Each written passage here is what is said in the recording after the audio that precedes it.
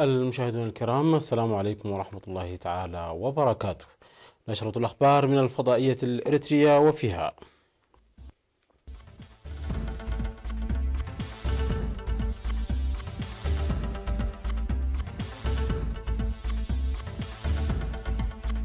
قرص الشتول الشورى في شواطئ مديرية فورو.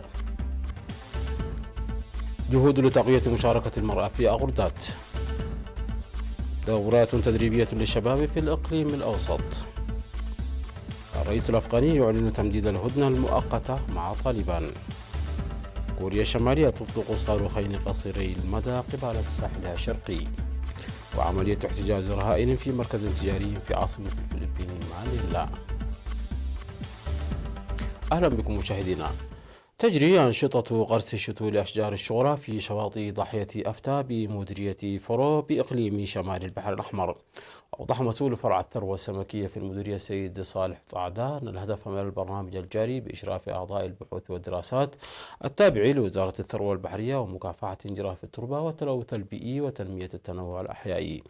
من جهته قال عضو وحدة مشاريع البحوث والمتابعة لأشجار الشورى في وزارة الثروة البحرية الشاب سامي الهبتاي أن البرنامج هو مواصلة للبرنامج الذي بدأ عام 2013 مشيدا بالمشاركة الجماهيرية الفعالة. هذا ويجري وضع برنامج لغرس أشجار الشورى في شواطئ كافة الجزر بإقليم شمال البحر الأحمر بإجراء دراسات نظرا لما تلعبه من دور كبير في الإنتاجية وحفظ الأسماك ومكافحة انجراف التربة وغيرها من الفوائد.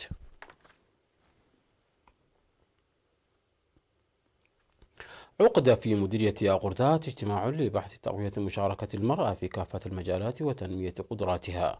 وأوضحت مسؤولة الاتحاد الوطني للمرأة في المديرية السيدة عافية الصالح لدى لقائها المرأة العاملة في المؤسسات الحكومية وطالبات المرحلة الثانوية أن التعليم هو الأساس في تقوية قدرات المرأة. من جانبها أوضحت سكرتيرة الفرع السيدة حسين عمر تاريخ مشاركة المرأة الإريترية ونضالاتها ومساهمتها في الإعمار وأن العمل جار للحفاظ على المكتسبات ونقلها للأجيال. ودعا الاجتماع لمواصلة عقد مثل هذه اللقاءات وتنظيم التدريب المهني لتمكين المرأة.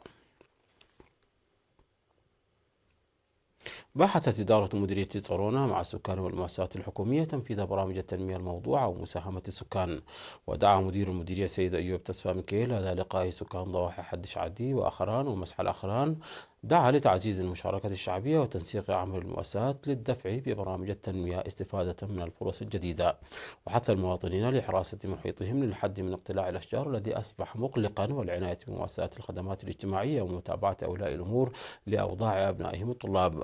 وقدم في الاجتماع توضيح عن أوضاع الزراعة وجهود رفع الإنتاجية وضمان صحة الماشية وترسيخ احترام القانون والنظام ومكافحة الجريمة.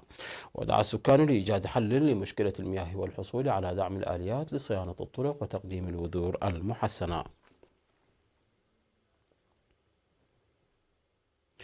تلقى 40 شابا عاملا في 9 مؤسسات حكومية بالإقليم الأوسط دورة تدريبية نظرية وتطبيقية لثلاثة أشهر في التصوير الثابت والمتحرك وصناعة الأفلام والمهن المرتبطة بها.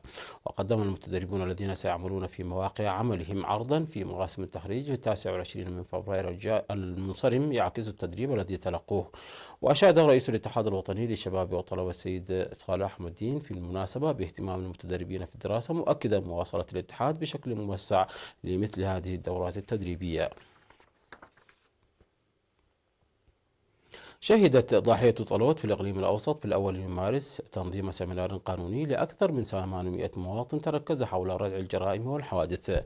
وقدمت قائدة المركز السابع للشرطة الرائد مريم طاهر توضيحا مفصلا حول القانون الجنائي والمدني وأهدافه ورسالة الشرطة إضافة إلى دور المجتمع في مكافحة الجريمة وملاحقة المجرمين. وبعد أن تحدثت الرائد مريم حول الجرائم المنتشرة في المنطقة دعت لتعزيز دور المجتمع المدني في ملاحقة المجرمين. بدورهم ناشد المشاركون للدفع بمثل هذه السمينارات. مشاهدينا، نشرتنا تتواصل من الفضائية الإريترية ولكن بعد فاصل قصير فابقوا معنا.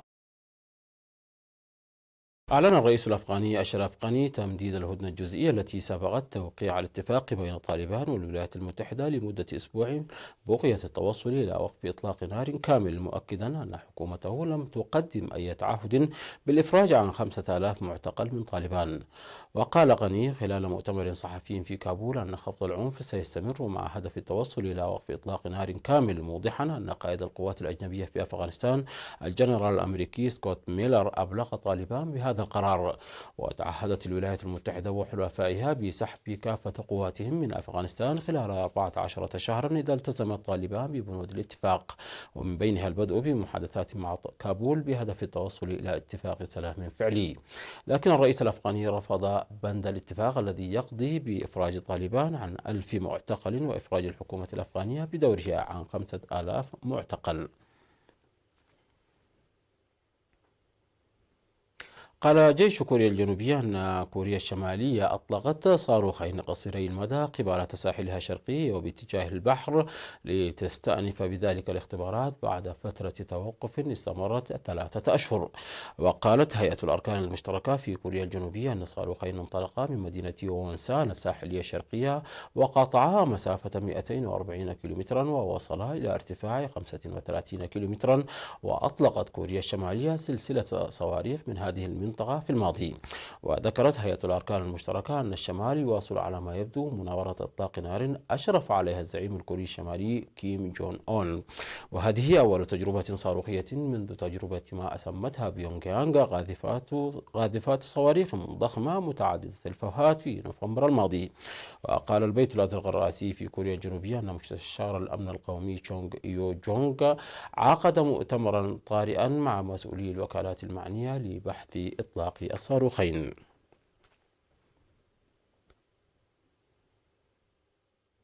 تمكن رجل مسلح من احتجاز نحو 30 رهينة في مركز للتسوق في عاصمة الفلبين مانيلا حسب ما أعلنت وسائل الإعلام المحلية نقلا عن الشرطة. وانتشرت الشرطة الفلبينية في المركز التجاري بعد ورود تقارير بأن موظفا يحتجز مجموعة من الأشخاص رهائن فيه. وكان رئيس بلدية تلك المنطقة من مانيلا أفاد في وقت سابق بأن أحد الحراس يحتجز عددا من الأشخاص قد يصل إلى 30 في مكتب إداري، وأطلق النار على واحد من الرهائن على الأقل. وكان المركز التجاري يقص بالمتسوقين والموظفين الذين طلب منهم إخلاء المكان بعد سماع طلق ناري واحد على الأقل. من بين 6 مدارس فازت مدرسة أونيدوس للسامبا من مدينة نيتوريو البرازيلية بالجائزة الأولى في عرض أبطال كارنفال ريو دي جانيرو للسامبا للعام 2020. وشاركت مدارس للسامبا في مدينة ريو دي جانيرو البرازيلية بعروض راقصة خلال استعراض كرنفال السامبا. وبعد الاستعراض أو يعد الاستعراض مناسبة لا للرقص فحسب، وإنما يتغطاها لإثارة مسائل اجتماعية مهمة في البلاد مثل عدم التسامح الديني والعنصرية والعنف. وقد أسدل الستار على الكرنفال.